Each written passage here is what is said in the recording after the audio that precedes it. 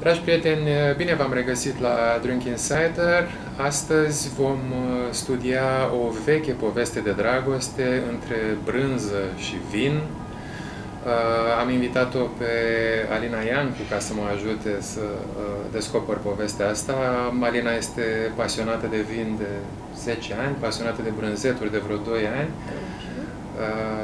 Organizează și târgu de vin Revino. Alina, bine ai venit! Bine te-am găsit și mulțumesc de invitație!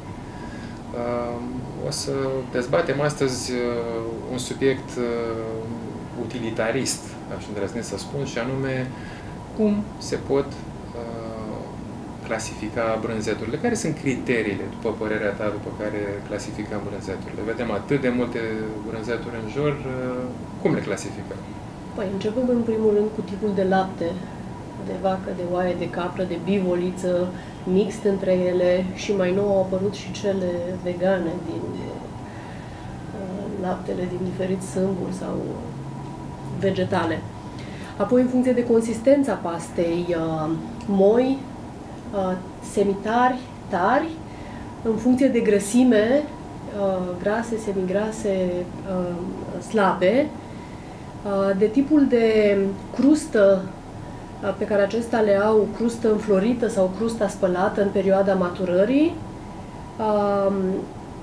de consistența și metoda de producție sunt cele care au mucegaiuri nobile, sunt cele la care găsim anumite condimente, diferite arome care se pun în ele. Astea ar fi principalele și după aceea la toate le putem analiza strict pentru crustă sau pentru alte calități ale lor în procesul de fabricație. Poți să-mi dai câteva exemple foarte pe scurt din fiecare categorie? Spre exemplu, ceea ce noi denumim brânzeturile astea proaspete. Care ar fi? Avem aici doar brânzeturi maturate. O brânză maturată poate să fie considerată maturată la o lună sau poate să fie considerată la 12 luni. Aceasta se ajunge la vânzare după o lună de maturare, astfel încât mucegaiul se dezvoltă pe ea. Pe aceasta, în schimb, o considerăm extra maturată, are peste 6 luni de ținut în pivniță, însă aceasta, prima brânză cu o pastă moale și mucegai nobil, la 2-3 luni de zile deja e la limită, atunci deja ajunge să expire, în schimb asta mai poate evolua încă un an de zile. Ce e una și ce e cealaltă, dacă nu te super că te... Aici se numește floare de colț, din Transilvania Alba, și este o pastă cu mucegai alb și crustă înflorită.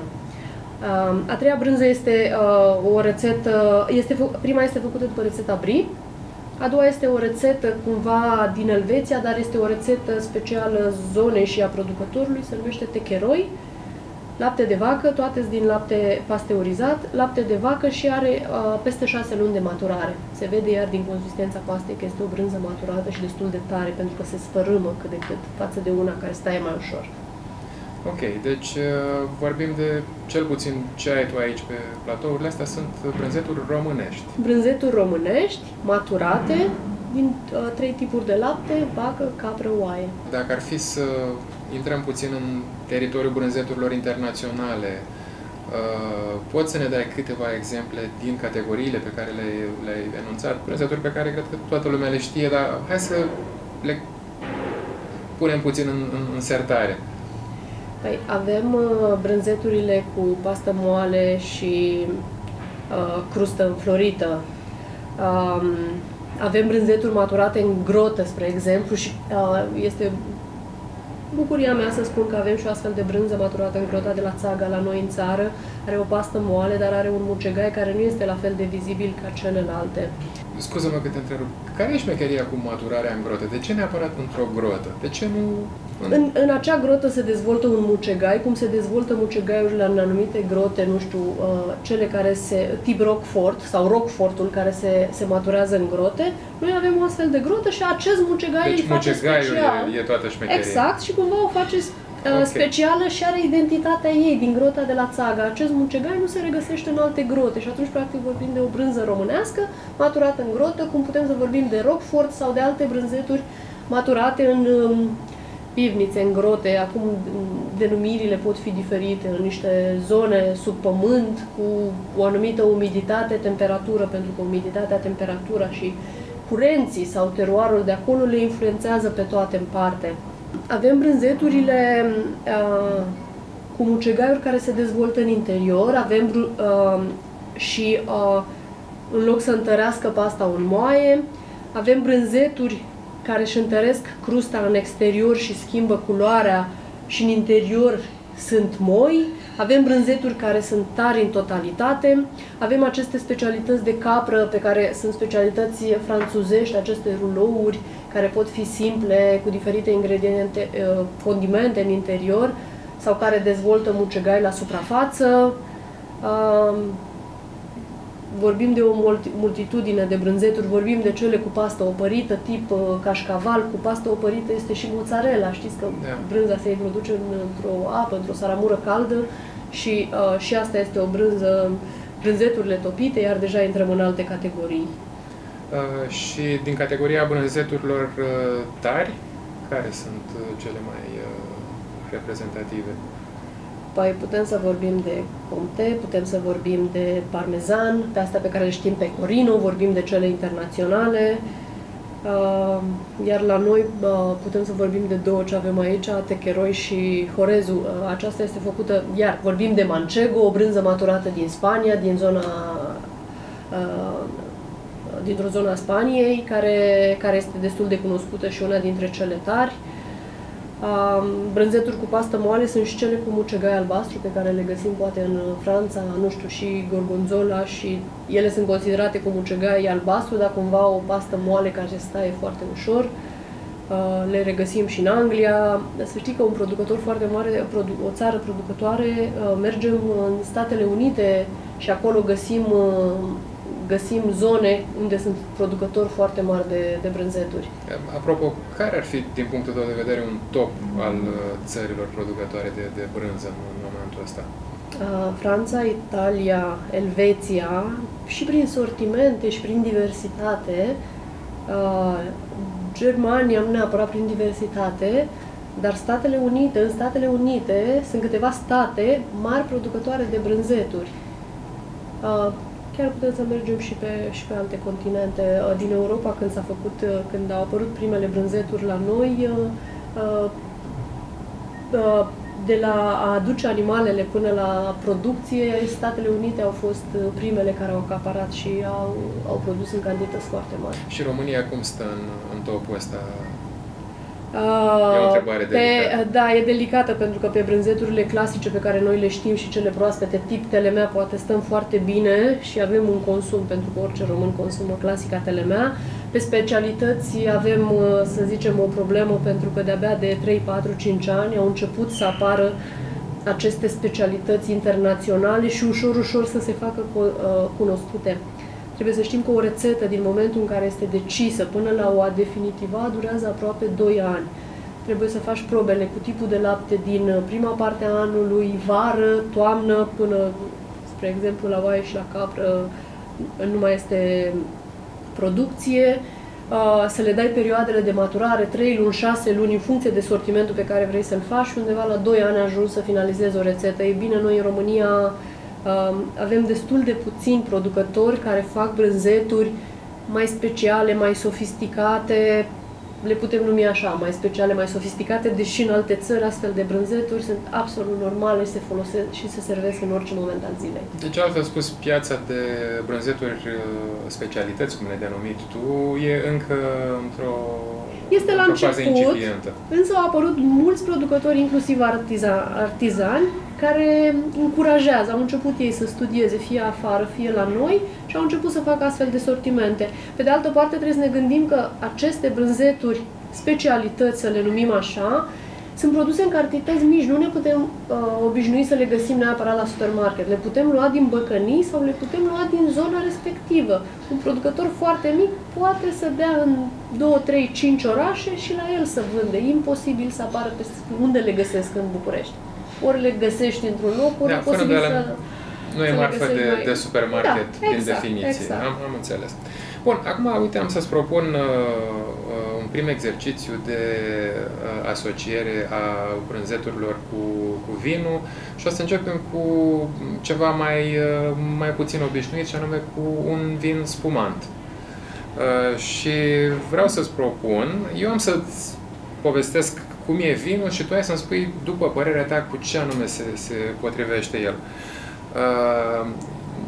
Vorbim astăzi de un spumant Cuvée Celest, pe numele lui, de la o cramă din Transilvania, de pe Târnave, de la Vila Vinea.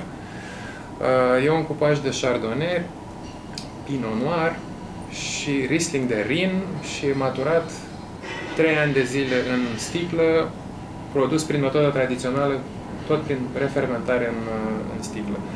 E un vin extrem de complex, are note de fructe din astea confiate, coapte, are și note din maturarea în sticlă, note de nucă prăjită, de fagure de miere, complexitate, ăsta e cuvântul cheie, și complexitate și intensitate are spumantul ăsta. Dat fiind tema de cercetare, după părerea ta, cu ce s-ar potrivi din ce avem noi aici? Eu identific deja 3 brânzeturi. Pentru pasionații de brânzeturi să consume vin spumant este absolut normal, este poate principalul, pentru că este un vin cu aciditate și îl putem folosi foarte bine la brânzeturile grase. Putem să mergem foarte bine la prima brânză floare de colț, care este lapte de vacă și este o brânză destul de grasă. Completează aciditatea, după aceea putem să mergem la Techeroi, o brânză extra maturată, vorbim de complexitatea și de maturarea lui la sticlă, mergem automat către brânzeturi cu o complexitate destul de mare, dar și la brânza de oaie extra maturată de la Horezu, pentru că taie foarte bine grăsimea și aromele de la maturare completează foarte bine pe cele din vin. Practic avem 2 brânzeturi complexe prin complexitatea vinului și una destul de grasă, poate mai puțin complexă, dar pe care o ajută aciditatea din vin. Pe de altă parte, lăsăm publicul să aleagă ce place să asocieze la astfel de vin. Dacă mă întreb pe mine, posibil prin soiurile pe care tu le-ai spus să identificăm poate și ceva de capră, poate mai rar, dar să știi că este o discuție. Avem și o brânză cu trufe astăzi aici și chiar a fost o discuție ce vinuri asociem și posibil să avem surprize chiar și la o brânză condimentată cu trufe. Aș zice să începem cu prima. Vreau să menționez ceva. Să facem și o analiză a brânzei înainte să o gustăm, pentru că astfel ne dăm seama de perioada de maturare, de tipul de crustă, de tipul de lapte. Tu ai făcut un prim pas, ai privit vinul și l-ai mirosit, același lucru putem să facem la crustă. Să mirosim crusta și să o analizăm puțin ca să ne dăm seama de o perioadă de maturare. Nu are o maturare atât de mare, pentru că altfel, după cum vezi la început, imediat sub crustă s-a înmuiat. Dacă era mult mai moale, estimăm o perioadă de maturare cu vreo 2-3 săptămâni, poate mai mult. Este o brânză cu mucegai albastru moale, dar încă proaspătă. Deci, tot secretul maturării e că rămâne crusta tare și Nu, și crusta poate să fie moale, mucegaiul evoluează la o maturare mult mai avansată, crusta asta pe care o vedem albă, se duce spre portocaliu. Aceste nervuri pe care le vedem ușor spre gri, în timp se vor face portocalii, adică peste o lună aceste nervuri vor deveni portocalii și pasta va fi mult mai moale, aproape curgătoare. Deci semnul că e maturat e că pasta devine din ce în ce mai moale, nu din ce în ce mai tare. Pasta din interior din ce în ce mai moale, din interior, da. Pasta din exterior se păstrează tare și schimbă culoarea. După părerea mea, vinul acoperă brânza de data asta. Este foarte posibil, pentru că aici avem o complexitate foarte mare. Ea trebuie și mirosită, exact cum facem și privită, mirosită. Deci o privim, o mirosim și după exact, și după aceea o gustăm. Și o ținem câteva secunde să degaje toate aromele. A doua brânză este brânza de țaga, maturată în grota de la Țaga 30 de zile. Este o brânză și o rețetă românească, care în trecut se făcea din lapte de oaie, iar acum se face din lapte de vacă. Străinii o compară cu o brânză franțuzească. La noi în România este mai puțin înțeleasă, nu pot să spun de ce, dar străinilor le place foarte tare. Precum vorbeam, piața românească de specialități de brânză încă e în faza de învățare. Cum a fost și piața de vin cu 10-15 ani în urmă. Exact, este nevoie de mult mai multe degustări pentru a ne, inclusiv în asociere cu vinul, dar chiar și simple, pentru a ne educa puțin papilele, de a ne obișnui cu ele. Până la urmă, noi alegem doar ce ne place, nu trebuie să încercăm la infinit absolut tot. Dar până a spune că ne place sau nu ne place, este important să le încercăm. Și să le încercăm și comparativ cu cele internaționale, pentru că de acolo avem ceva mai mult de învățat și poate mai multă complexitate, și să încercăm brânzeturile în diferite perioade ale anului, pentru că laptele de primăvară nu este ca laptele de vară sau laptele de toamnă. Da. Și cum vinul evoluează în sticlă, prin păstrare, în butoaie, cum se maturează el, la fel și brânzeturile, pe măsură ce se maturează, schimbă aromele. Această brânză, la o maturare avansată, schimbă complet aromele. Acum are foarte mult lactic, atunci va avea complet alte arome, fix ca și spumantul. Îmi place concluzia asta și propun să încheiem în tonul ăsta, și anume că brânza și vinul, ele merg foarte bine împreună, fiindcă ele și evoluează foarte asemănător, exact. Se degustă foarte asemănător și au nevoie și de un public în egală măsură educat și la vin și la brânză ca să fie înțelese. Trebuie să încercăm cât mai multe sortimente, să le înțelegem și la final să alegem ceea ce ne place. Pentru că gustul meu poate nu este gustul tău și putem să asociem fix cum considerăm. Și asta e iarăși o concluzie frumoasă, și anume că fiecare o să-și găsească asocierea lui între un anumit vin și o anumită Și să nu mai brânză. spună vinul ăsta sau brânza asta este cel mai bun, să le deguste pe parcurs, să fie curios să descopere. Da. Dragi prieteni, astăzi am vorbit cu Alina Iancu, am încercat să deslușim un pic cum se pot categorisi brânzeturile și am făcut un exercițiu foarte interesant, freestyle, aș îndrăzni să spun, de asociere a unui vin spumant de la Vila Vinea cu brânzeturi. Alina, mulțumesc pentru informațiile foarte interesante pe care ni le-ai dat astăzi. Cu drag. Până la o nouă întâlnire, îți doresc toate cele bune și o zi minunată. Mulțumesc, o zi frumoasă!